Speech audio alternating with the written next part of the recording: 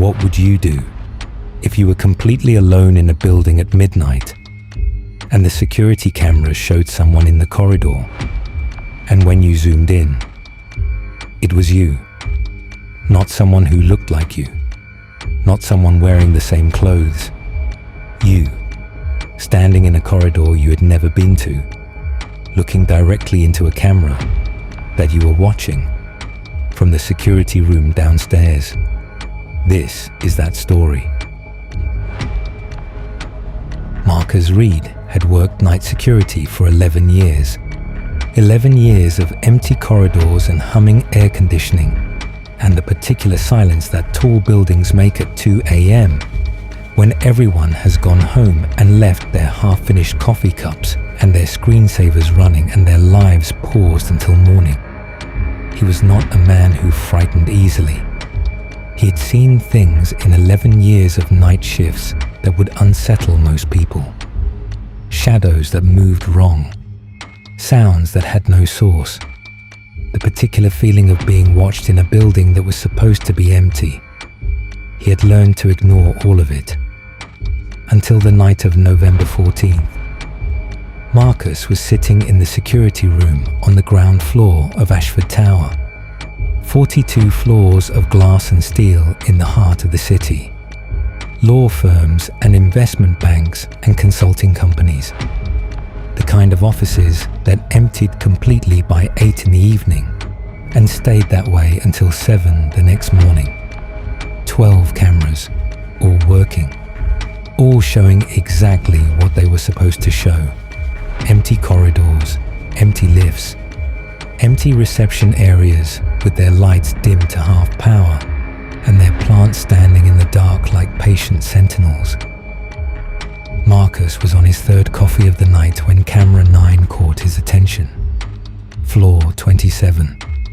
The corridor outside the law firm, Henley and Associates.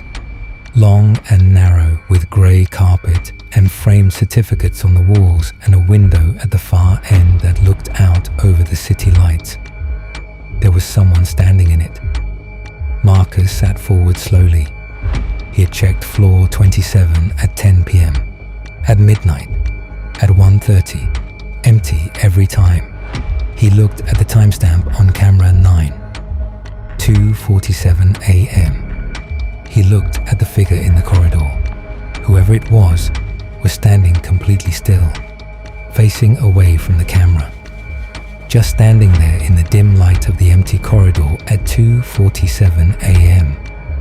Marcus reached for his radio, then stopped, because the figure turned around, and Marcus Reid felt every hair on his body stand up at once, because the face looking back at the camera was his own.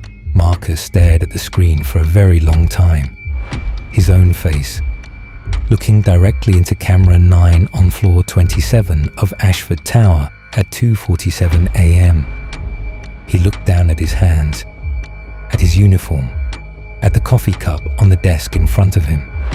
He was here, in the security room, on the ground floor. He looked back at the screen. The figure was still there, still looking at the camera, still wearing what appeared to be the same uniform he was wearing right now. Marcus did what any rational person would do. He told himself it was a trick of the light, a reflection, the camera playing up. 11 years of night shifts and too much coffee and not enough sleep finally catching up with him. He switched camera 9 off and on again. The figure was still there. He pulled up camera 8, the corridor on floor 26 directly below. Empty. Camera 10, floor 28 directly above. Empty. Just floor 27. Just camera 9. Just him. Standing in a corridor he had not been to in over 4 hours. He picked up his radio. "Security to floor 27, he said. "Is anyone there?"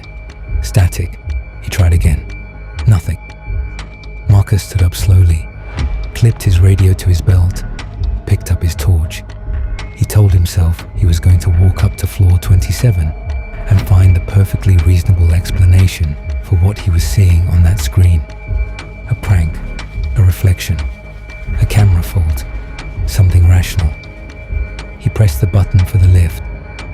watched the numbers count upward, and tried very hard not to think about the fact that the figure on camera 9 had not moved once in the 4 minutes since he had first seen it, just standing there in the empty corridor, watching him back.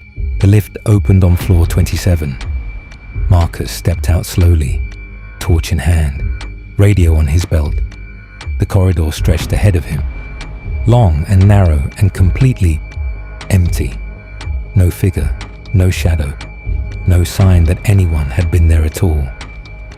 Marcus walked the full length of the corridor, checked every door, every office, every corner. Nothing.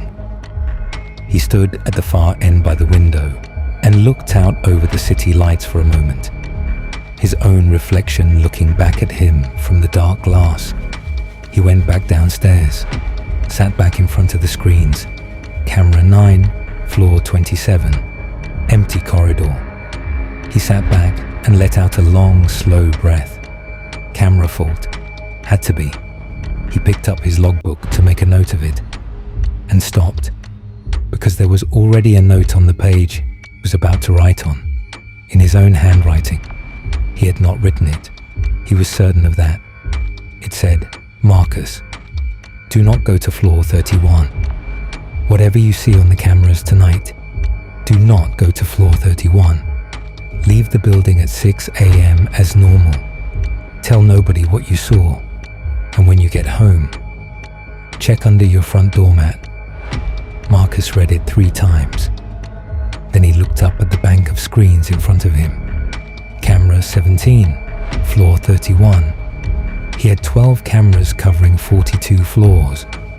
Floor 31 was one of the floors with no camera coverage. A blind spot he had flagged to management twice and been ignored both times. He had no way of seeing floor 31, but he knew, with a cold and absolute certainty, that something was up there.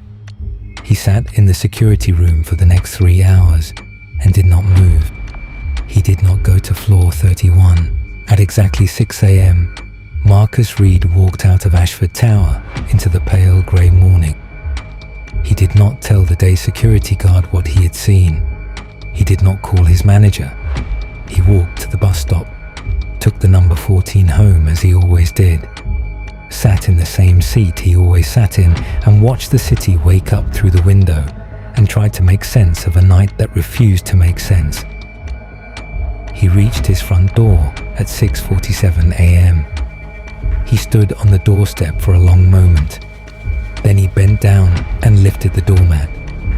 Underneath was a small envelope, plain white, his name on the front, in his own handwriting.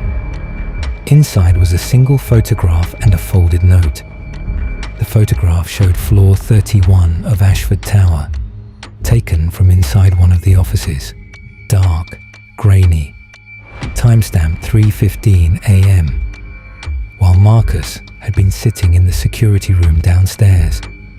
It showed 3 men he had never seen before, standing around something on the floor that the angle of the photograph made impossible to identify clearly, and standing in the doorway behind them, watching, was Marcus. Not a reflection, not a trick of the light. Him.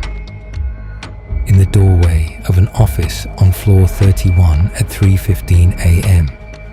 Watching 3 men he didn't recognize doing something he couldn't quite see. He unfolded the note. It said, "You were there, Marcus. You just don't remember yet. What those men were doing on floor 31 that night was not supposed to be seen. But you saw it, and they know you saw it. The photograph is your insurance.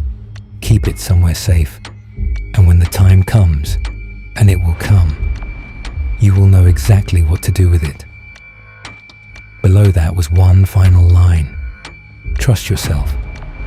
You always knew more than you thought you did." Marcus sat on his front doorstep in the early morning light for a very long time. He thought about the figure in the corridor, about the note in his logbook, about the photograph under his doormat, about the version of himself that seemed to be operating somewhere just outside his memory, leaving him clues, protecting him from something he didn't yet understand. He thought about floor 31, about what was up there that night, about the 3 men in the photograph. He looked at the photograph one more time. Then he did something that surprised even him. He took out his phone, photographed the photograph, sent it to an email address he used for nothing else, saved it in 3 separate places, insurance, exactly as the note had said.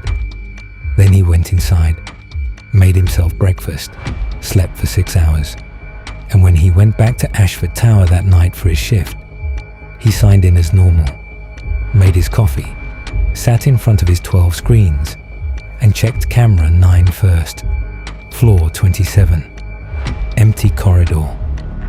Marcus Reid settled back in his chair, wrapped both hands around his coffee cup, and waited, because whoever he was on the other side of those cameras, whatever version of himself was moving through this building in the hours he couldn't account for, he had left him a photograph for a reason, and Marcus trusted himself enough to believe that when the time came, he would understand exactly why.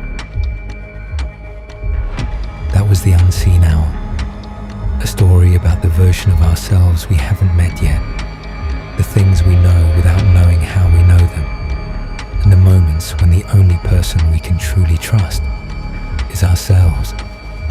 Some buildings hold more than offices, some cameras show more than corridors, and sometimes the most important thing you will ever see is yourself.